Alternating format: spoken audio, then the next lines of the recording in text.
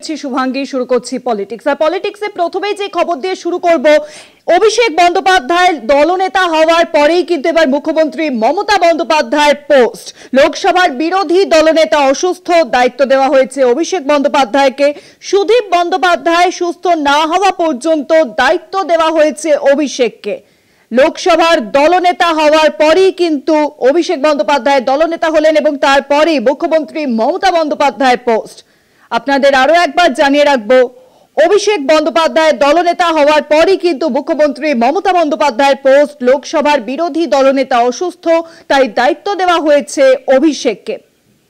সুদীপ বন্দ্যোপাধ্যায় সুস্থ না হওয়া পর্যন্ত দায়িত্ব অভিষেককে। সুদীপ বন্দ্যোপাধ্যায়ের দ্রুত আরোগ্য কামনা মুখ্যমন্ত্রীর।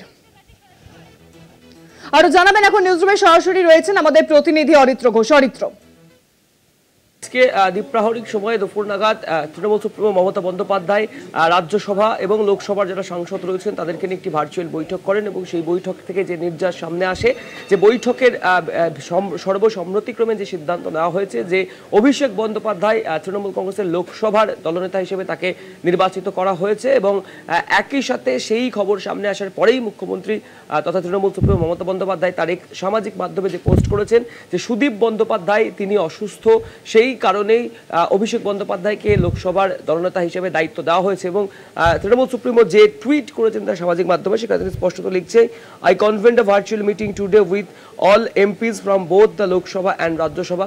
অর্থাৎ রাজ্যসভা এবং লোকসভার সমস্ত সাংসদদেরকে নিয়ে তিনি বৈঠক করেছেন।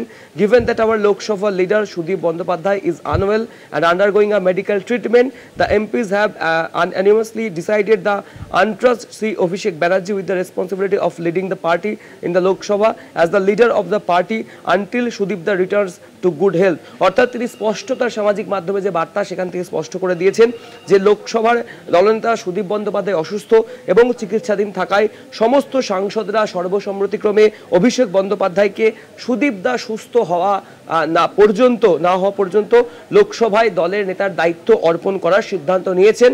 এবং একই সাথে তিনি তার সামাজিক মাধ্যমে যে বার্তা সেখানে লিখছেন, we pray for Sudip Das swift recovery and look forward to this continued guidance enriched by his experience and deep knowledge of parliamentary proceedings। অর্থাৎ একই সাথে তিনি এটাও বলছেন যে অভিষেক বন্দ্যোপাধ্যায় এখন তিনি দায়িত্বে থাকছেন যতদিন না সুদীপ বন্দ্যোপাধ্যায় সুস্থ হচ্ছেন।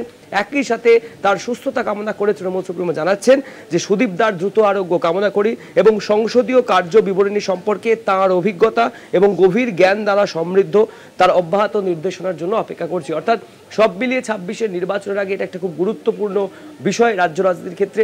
অভিষেক বন্দ্যোপাধ্যায় তিনি যেমন একদিকে লোকসভার দলনেতার দায়িত্ব পেলেন সুদীপ বন্দ্যোপাধ্যায় অসুস্থ থাকার কারণে, একই সাথে তার অর্থাৎ সুদীপ বন্দ্যোপাধ্যায়ের সুস্থতা কামনা করেও কিন্তু সামাজিক মাধ্যমে পোস্ট করলেন তৃণমূল সুপ্রিমো মমতা বন্দ্যোপাধ্যায়। অনেক ধন্যবাদ অরিত্র। নিউজরুমের সঙ্গে ছিলেন আমাদের প্রতিনিধি অরিত্র ঘোষ। আপনাদের জানিয়ে রাখবো যে লোকসভার বিরোধী দলনেতা আজকেই কিন্তু হন অভিষেক বন্দ্যোপাধ্যায়। সুদীপ বন্দ্যোপাধ্যায়ের জায়গায় কিন্তু অভিষেক বন্দ্যোপাধ্যায় আসেন।